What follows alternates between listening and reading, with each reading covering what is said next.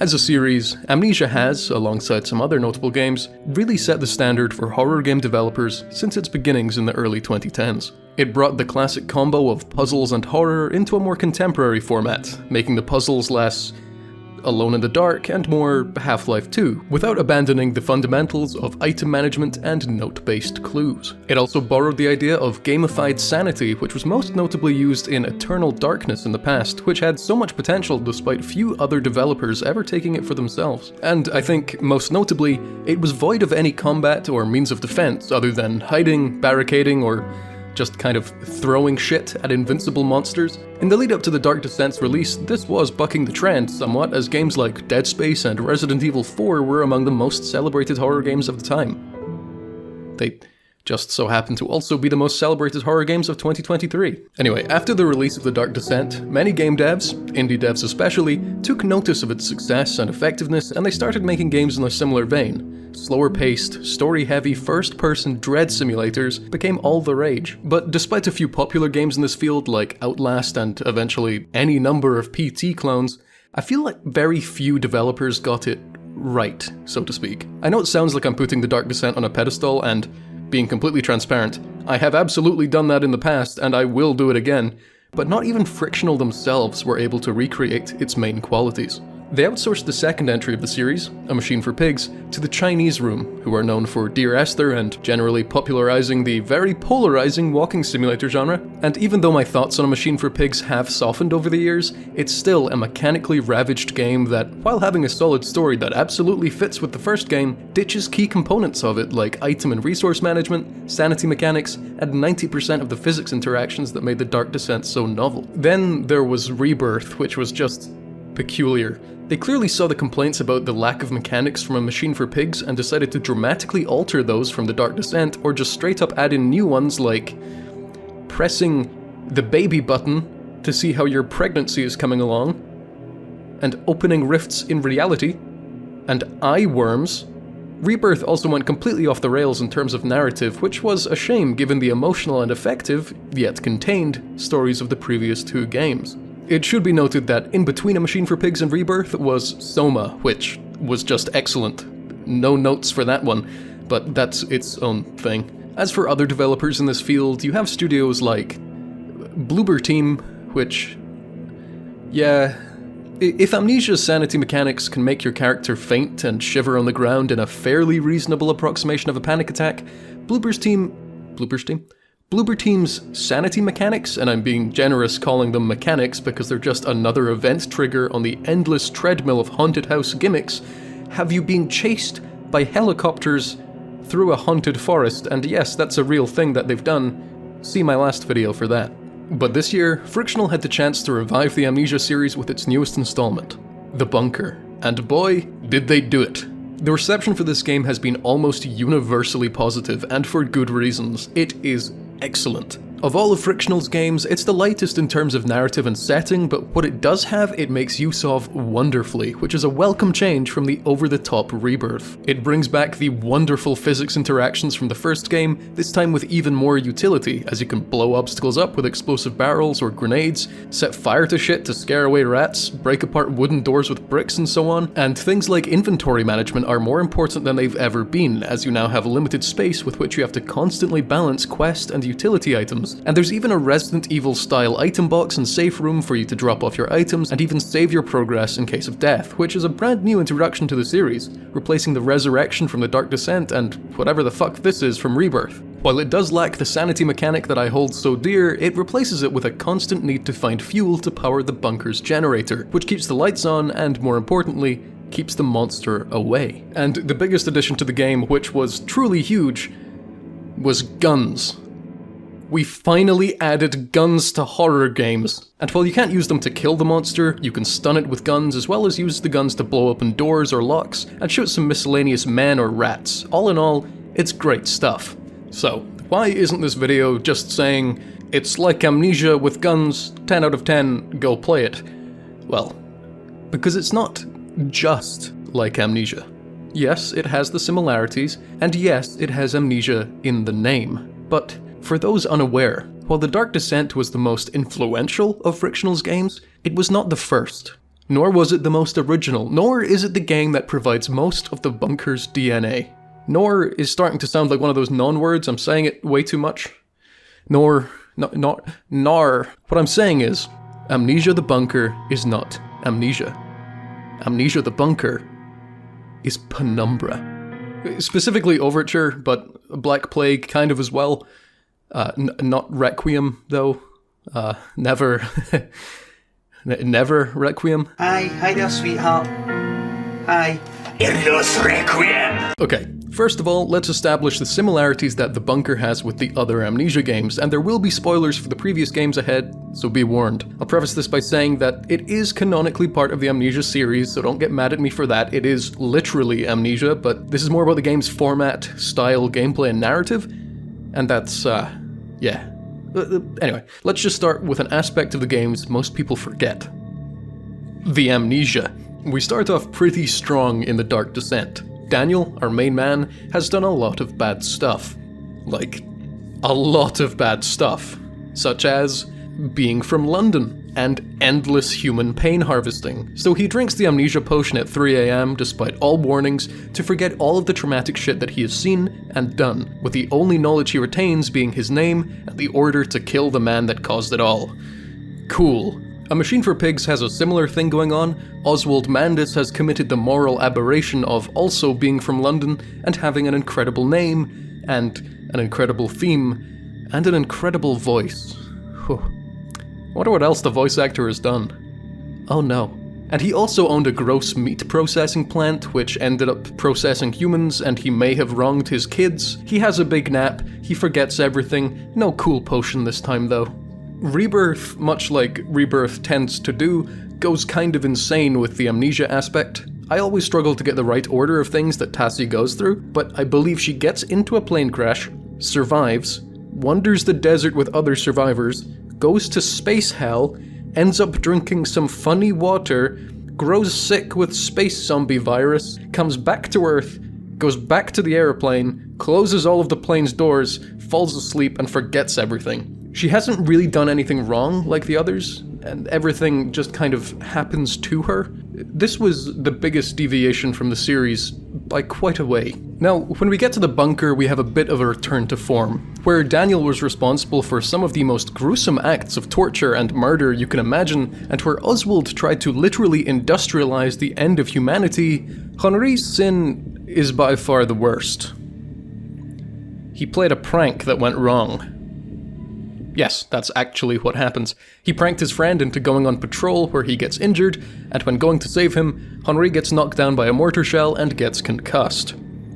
I appreciate that they really stepped away from space rabies with this one. However, he doesn't really have amnesia to the same extent as the other protagonists, because what he forgets is, like, the prank he performed and the remorse he felt afterwards. He doesn't forget going to save his friend or getting shelled, and it doesn't really have any major plot significance past that point, and there aren't really any huge revelations based on it either.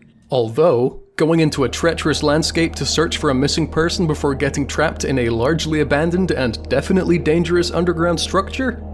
That's exactly how Penumbra Overture starts as well. Narratively, there are only a few other connections to the other Amnesia games in the Bunker itself. The biggest would be the links to Rebirth, with similar structures appearing in both, and people being driven to insanity / space rabies by contaminated water or other miscellaneous spooky presences. However, this is virtually identical to the Turngate virus from Penumbra as well, and the Bunker's depiction of it is far closer to Penumbra's than Amnesia's. I'll talk about the Bunker's main antagonist a little bit more later on, but for now I want to focus on the secondary enemies, those being the rats. The most common enemies in Penumbra Overture are the infected wildlife, which appear and act similarly to the Bunker's rats. The biggest difference is Overture's ones are far more aggressive and varied, having dogs, spiders, and worms all act differently. However, one of the best ways to deal with the rats in the Bunker is exactly the same as the best way to deal with the dogs in Overture. Throw meat to distract them. This is a mechanic exclusive to these two games in their respective series, unless you count the water monster that eats human remains in the Dark Descent, and, well, I never forget him. Another narrative link is actually found in A Machine for Pigs, where the First World War, and specifically the fighting in France, is prophesied to be where Mandus's children will die. I want to stop for a moment to talk about how hard the dialogue goes in Machine for Pigs. The innocent Mandus trod gassed and starved and beaten and murdered and enslaved. This is your coming century. They will eat the madness. They will make pigs of you all, and they will bury their snouts into your ribs, and they will eat your hearts. There have been few other games that are carried so hard by their writing and concept. But anyway, that's a topic for another day. There is a fort in Amnesia Rebirth that was used by the French military during the First World War, which is a very close tie to the bunker, but the Northwest Mine in Penumbra Overture, its main setting, was used as a military installation in the 1940s. And I'll say that, despite being used for a different world war, it is more similar to the bunker's bunker in that it's kind of a bunker. Another big link to the other Amnesia games, minus A Machine for Pigs, is the quiet inclusion of the Shadow, a mysterious, omniscient, and unstoppable force that reaps some kind of cosmic justice for baddies. It appears in the Dark Descent in Rebirth, helping and or harming Daniel and Tassie at different times throughout each of their games, because they keep meddling with the special orbs. But its inclusion in the bunker is very odd. It almost feels like an Easter egg rather than an actual story point. It appears far in the distance at the end of the game, and on my first playthrough I didn't even notice it because it's pretty obscured. I'd say it isn't wholly relevant to the game. But in terms of narrative and setting similarities to Penumbra, oh boy, a treacherous underground environment with escape only leading to another equally dangerous place? Yep. An underground base that's been used as a military installation which was later abandoned due to a spooky supernatural phenomenon originating from ancient ruins deep below the ground that raised internal struggles within the inhabitants? Yep. A below-ground body of water that is accessed through a small tunnel and provides one of the only glimpses into the outside world? Yep. Don't worry, I can get more specific. Hallways with holes in the walls that potentially contain a mutated man that can reach out and kill you that can only be prevented by turning on the area's power or physically barricading them. Yup. And I know what some of you will say, there have been spooky holes in the walls in other Amnesia games too, it's something of a series staple, but they've never been as practically implemented as they have in the bunker and Penumbra. And that brings me to the most relevant connections that the bunker and Penumbra actually have. And they're all found in the gameplay. I've already mentioned some things like the ability to carry and throw around meat as a distraction, and the barricading thing, but it goes much further than that, both with big things and very small details. On top of the meat, you can also carry around and throw flares to light your way, as well as explosives, which is one of the bunker's most well-liked mechanics. So if you're a fan of Henry's hand grenades, you have to thank Philip's dynamite. And also mourn the loss of Daniel's Semtex. On top of the utility that the explosives bring to the games, they also bring up the idea of combat. And that's relevant because the bunker and Overture are the only games Frictional have made that have any of it. Well, Black Plague also does, technically, but it feels illegal. Shooting the Stalker in the bunker does feel admittedly a little bit more humane than beating legions of dogs to death with a hammer, but hey, combat is combat. Sure, Penumbra doesn't have guns, but while you've been busy reloading and scrounging for ammo, Philip has been mastering the broom. Weirdly, Amnesia Rebirth does have a tank, and you can fire its cannon, but I wouldn't call this combat.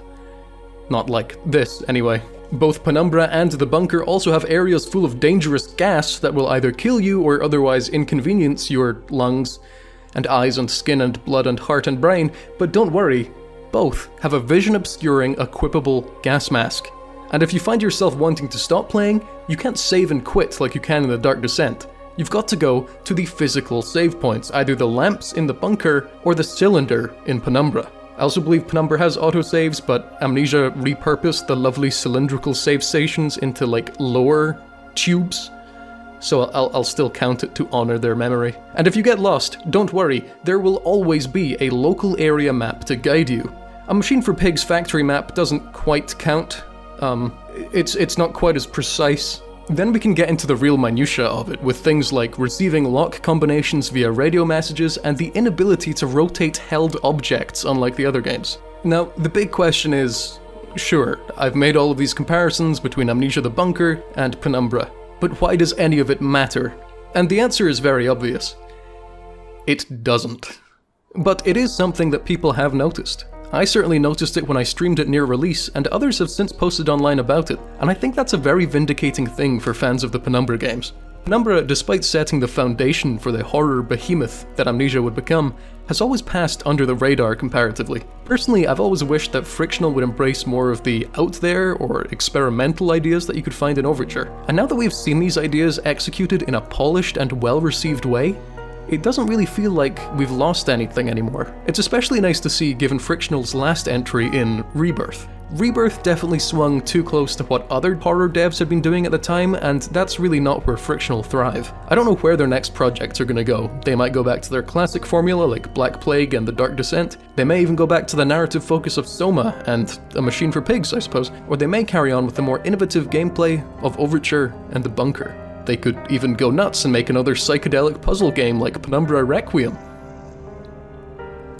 I kinda liked Requiem. Whatever they do, I just hope we never have pregnancy mechanics again. And hey, if you didn't like this video's concept, just be thankful I didn't make my other idea.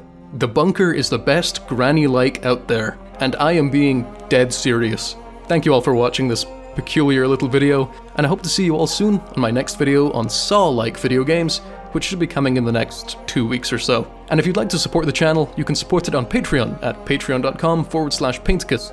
And talking of Patreon, I'd like to thank all of my patrons, especially those at the $10 tier, Untrustedlife, Ernst the Ace, Karissa Fulcher, Fulcher, I'm so sorry, and Tyler Parker for their incredible generosity. Every now and then, I have an idea for a shorter, or easier, or weirder video, and I reckon I'll start uploading some of them on Patreon in the future. I can't promise any consistency with those, but I can promise ideas like ranking Five Nights at Freddy's characters based on how insufferable I think they would be on a podcast. So, if that intrigues you, cool. Alright. See you later.